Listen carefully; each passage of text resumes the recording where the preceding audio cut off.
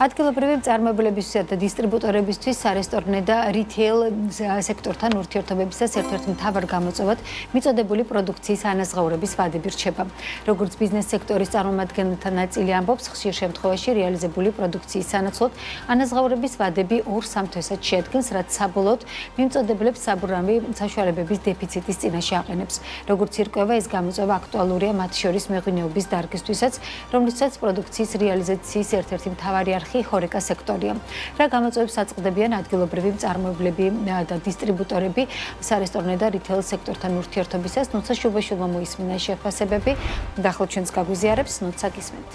ნინო მოგესალმები. ნადია, ბიზნეს სუბიექტებს შორის კონსიგნაციის საფუძველზე ურთიერთობა, ანუ წინასწარი ანგარიშწორების გარეშე პროდუქციის მიწოდება რეალიზაცია რომ არაერთ გამოწვევას უკავშირდება, ეს კიდევ ერთხელ ნათლად გამოჩნდა მიმდინარე პერიოდში, როდესაც სურსათის ფასების საკითხი საპარლამენტო კომისიის განხილვის საგანიც გახდა, თუმცა როგორც ირკვევა, მიწოდებული პროდუქციის ანაზღაურების ვადების საკითხის აქტუალურია, მათ შორის მეღვინეობის დარგისთვისაც, რომლისთვისაც პროდუქციის რეალიზაციისთვის ერთ-ერთი არხი ჰორეკა სექტორიცაა. როგორც ჩვენთან საუბარში მეღვინეების ნაწილი აცხადებს, არც თუ იშვიათია შემთხვევები, როდესაც პროდუქციის ამა თუ იმ რესტორანში შეტანის შემდეგ საკმაოდ ჭირს უკვე რეალიზებული პროდუქციის ანაზღაურების მიღება. როგორც ჩვენთან საუბარში მაგალითად ღვინის კომპანია ფაფრის ველში აცხადებენ, მათ გასულ პერიოდში ჰქონიათ არაერთი შემთხვევა, როდესაც ობიექტი ისე გაკოტრდა და დაიხურა, რომ მათ კუთვნილი თანხების მიღება საერთოდ ვეღარ შეძლეს. რაც შეეხება თავად ჰორეკა სექტორის პოზიციას, რესტორატორთა ასოციაციაში ადასტურებენ, რომ მართლაც ფიქსირდება შემთხვევები, როდესაც რესტორნებსა და კვების ობიექტებს მიმწოდებლების მიმართ დავალიანებები აქვთ, თუმცა როგორც ასოციაციაში გამარტავენ, მსგავსი ფაქტები იმ არასტაბილური ვითარებითაა გამოწვეული, რაც ქვეყნის ეკონომიკაში სხვადასხვა პერიოდში წარმოიქმნება ხოლმე, შედეგად კი თავად ჰორეკა სექტორს ექნება ფინანსური პრობლემები. ძალიან დიდი თანხა გვაქვს უბრალოდ დაკარგული, იმიტომ რომ მიხსნებიან რესტორნები, მერე ვეღარ მიგვაქვს ღვინო, ვეღარ იხდიან ფულს და მერე მათ ვერ ნახავენ საკუთრ ხრებიან და სანზოგი იხურება და რა სიზო. ვიცით უკვე ბერკეტები არ არსებობს. ეხლა წარმოიდგინეთ, ყველა ბიზნესი აქტიურად კრედიტებით ცხოვრობს, ხომ? ეს ბიზნესის დაუწერელი წესია და როდესაც ბანკში თქვათ მე ერთი დღით გადავაცილებ ვადას, ხომ?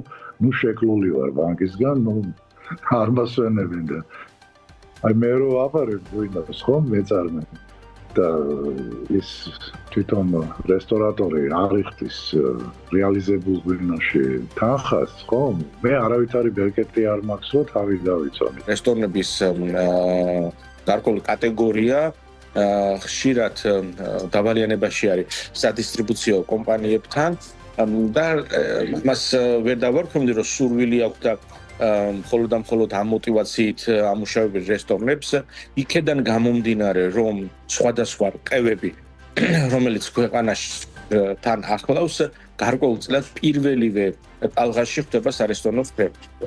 აქედან გამომდინარე, ხშირად ეს არასწორი მიდგომა, რაც დისტრიბუციისა და სარესტორნო რყევებს შორის წარმოიშვება, ძალიან დაწყენი არის, მაგრამ ხშირი არის და დისტრიბუტორები გაკოტრებული რესტორნებიდან ხშირ შემთხვევაში ვერ იღებენ შესაბამის თანხებს.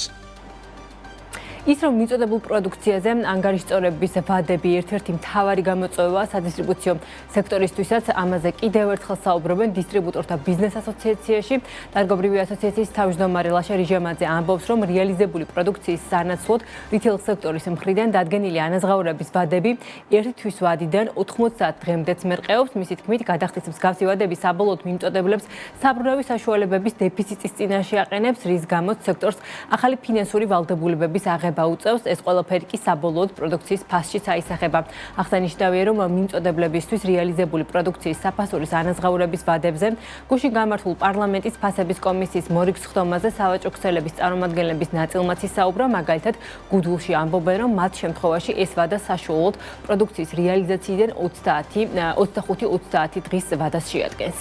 ერთი თვიდან 3 თვემდე, ანუ 90 დღე, 80, 75, 45, ანუ ამ შუალედში არის ძირითადად გადახდის ვადები, რაც გაწერილი აქვს საცალო ვაჭრობის ქსელურ ობიექტებს. მით უმეტეს იმ ფონზე, როდესაც ვითარდება რითეილის ბაზარი და ხდება დამატებით პროდუქციის შეტანა და ამ გაზრდილი მოცულობის ქსელში თვეობით გაჩერება ეს ნებისმიერ შემთხვევაში მძიმე ფინანსური ტვირთად შეგვიძლია განვიხილოთ და საბოლოოდ თავის ნეგატიურ ზეგავლენას რა თქმა უნდა ახდენს ფასის ფორმულირებაზე გამომდინარე იქიდან რომ ჩვენ და სამწუხაროდ საბანკო პროდუქტი არის საკმაოდ ძვირი სხვადასხვა მომწოდებებთან სხვანაირი ზოგთან არის აი მაგალითად წინა თვის რეალიზაცია მომდევნო თვის 5 რიცხვში ზოგიერთი მომდევნო თვის 10 რიცხვში ზოგიერთი მომდევნო თვის 15 რიცხვში და მომდევნო ანუ წინა თვის რეალიზაცია მომდევნო თვის ბოლო ეს არის ჩვენ შემთხვევაში ყველაზე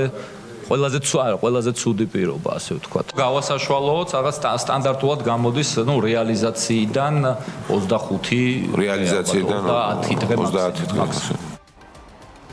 ადგილობრივი მწარმოებლების და დისტრიბუტორების ნაწილი დასახელებული გამოწვევების გადაჭრის რამდენიმე გზას ასახელებს, მათი თქმით, აუცილებელია როგორც კანონმდებლობის დონეზე გადახდის ვადების რეგულირება, ასევე ფაქტორინგის ინსტრუმენტის განვითარება, რომელიც მიმწოდებლებს საბრუნავი საშუალებების გასჩენის საშუალებას მისცემს. ამ მიმართულებით უფრო მეტ შეფასებას მაყურებელს უკვე საქმის კურსის შემაჯამებელ გამოშვებაში გავუზიარებთ.